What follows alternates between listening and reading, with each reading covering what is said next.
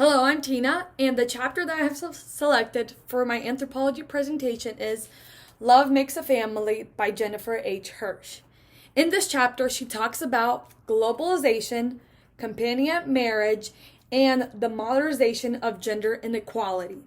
Now, this chapter was published in 2003, but data tracks back to all the way from 1950s to 1999, and she uses a lot of evidence to support her topics. First, she starts to talk about the big debate going on in Mexico. And the debate is all over newspapers, all over TV, all over debate in church cities, and it talks about how globalization, love, and marriage impacted Mexico, how it impacted what the relationships are, how it impacted how everyone acts in a marriage relationship. And this is a very big subject that she discusses all throughout her chapter. First, she describes how marriage was in 1950s and 60s. She mentions that couples who married in the 1950s and 60s talked about marriage as a bond of obligation held together by an ideal of respect and the mutual fulfillment of gender responsibilities.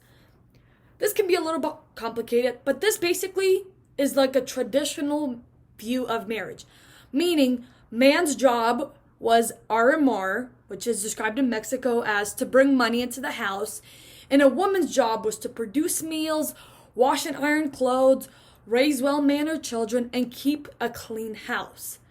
Now, this is where the debate starts. The older couples are starting to see the differences between how their love is and how a newer concept of marriage is starting to appear throughout Mexico.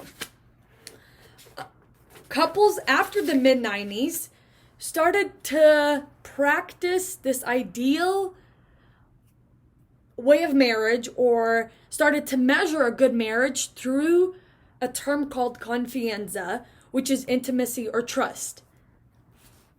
Now, this word right here, confianza, meaning intimacy or trust. The younger men and women described several key features in this new style of marriage.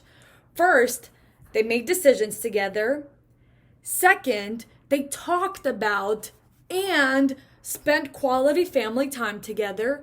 And third is the younger men and women talked about the softening of strictly gender division of labor. Now, this is one of the most important, I would say, features of this new type of marriage, because this basically means that the traditional way of marriage, to where women had to do the meals, had to take care of the family, had to clean the house, no longer kind of applied. Now is more combined. Like, if a man was sitting at a table, and this is the example she used, the woman didn't necessarily have to provide everything for him. If he needed a glass of water, if he needed another meal to be served, if he needed extras, he could get up and do it himself. But this is where the differences start to be more noticed, because in the 1950s and 60s, it was the complete opposite. Now, another concept is the most prominent generational differences in marriage start to appear with this term confianza, and it's the way that mutually pleasurable sex demonstrates and enhances this confianza. So this is another way of describing basically furthermore how confianza kind of makes it more intimate and risky is not the right word, but more secret, to where couples would sneak behind and have kisses, they share secrets. They're basically more combined, I would say. This is how I would describe it.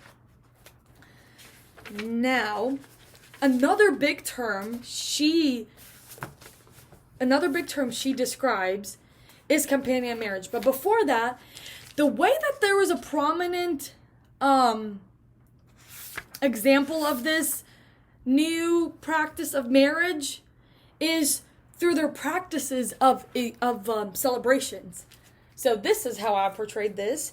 And the celebration she uses is Valentine's Day. It's a very big holiday that's practiced in America, but in Mexico, it started to appear to where all over the streets there'd be markets that are selling I love you roses that would cost as much as 100 pesos equivalent to $100.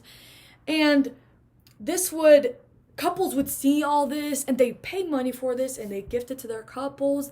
But it'd be like couples that have no money for even a car, no money for even just anything, but still they take practice in such a like an American tradition. And this is why they started to blame America for these like changes in their marriage. They started to say that right here, Mexicans blame the United States for global reach of gringo culture and the personal influence of those who migrate, for children's increasing lack of respect, increasing number of girls who get tattoos, and even for declining church attendance, and even for the marriageal shifts. Now, the big term that she does introduce in this article, this writing, is the concept of companionate marriage. This is a marriage that emphasizes emotional compatibility rather than fulfilling gender prescribed roles. Now, Caldwell kind of further in describes this term through his examples of a Nigerian family, which or through examples of Papua New Guinea, Nigeria, like all these like big like countries started to develop like these Christian ideals, and instead of them like caring for themselves, they would take and like further like put more effort into like their relationships, basically. Like they would make sure that they are emotionally like stable, they're happy in their marriage, that their partner is happy, or that they themselves are happy. And it even goes to further describe how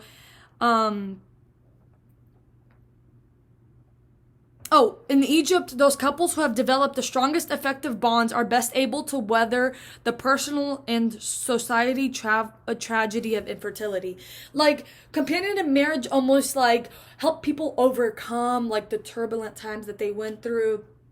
Now, the one thing that she does mention is that in United States and Europe, these changing marital ideologies like companional marriage was accompanied by industrialization, urbanization, other social and economic and demographic transformations. Meaning that because United States was kind of developed, like all these ideals like of companion marriage kind of like arrived. But does not mean that it is just as easy for other countries to like grasp onto this idea. And this was something that she like very much highlighted in her writing. Now she further does kind of criticize Gideon's coined term of pure relationship.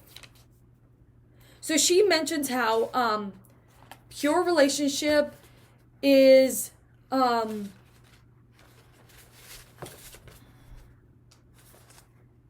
there it goes. Pure relationship is how relationships that are economically more individual are more pure. And she says this is so wrong because women need money from their husbands. And this kind of like imposes that like marriage is for sex, like for money. And that's not true at all. And she does mention like this towards the end of her like chapter. Now, overall, this whole chapter was actually really, really like informative, but it's also really good to further in like talk about the companionate marriage, especially for those that like further didn't like know what it was like or how it was. And this chapter, I would compare it the most to the chapter that we talked about from kind of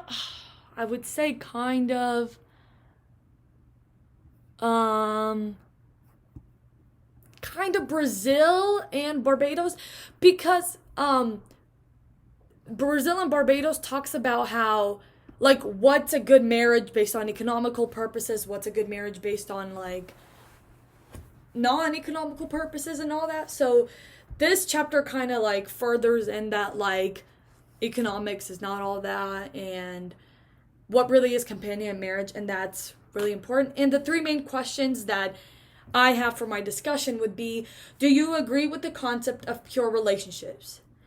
Is the companion love truly present in our culture or in the American culture? Where is it mostly seen and where is it hindered or hidden? And my last question, which is kind of very big, is what constitutes a successful marriage? Because this is something that's discussed all the time, all over like news, even in what we're studying now. So that is all I have. Thank you very much.